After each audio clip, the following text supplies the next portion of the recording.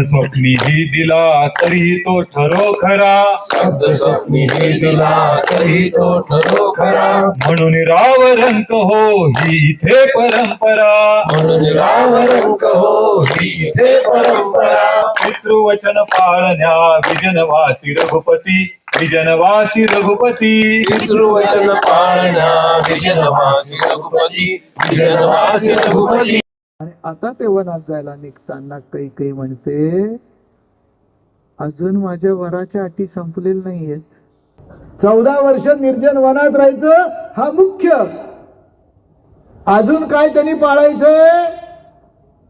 एक वस्त्र राहायचं, कंदमुळच खायची, दरवासनावरच झोपायचं आणि नगर प्रवेश बंदी. कुठल्याही नगरामध्ये आनंद वाटण्यासाठी, मजा करण्यासाठी, बरं वाटण्यासाठी जायचं नाही.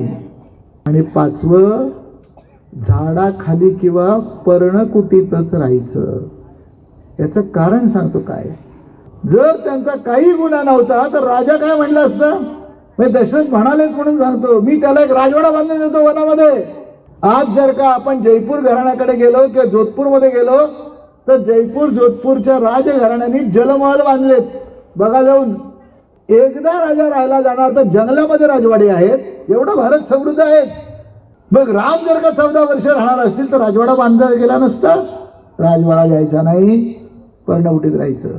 जे निष्पाप आहेत, एकही गुन्हा केलेला नाहीये, केवळ वडिलांच्या इच्छेसाठी वनात चाललेत, राज्य सोडून चालले, तर त्यांना जेवण अयोध्येतनं गेलं नसतं, घराघरातनं गेलं नसतं. म्हणून अटे नाही, कंदमुळं खायची.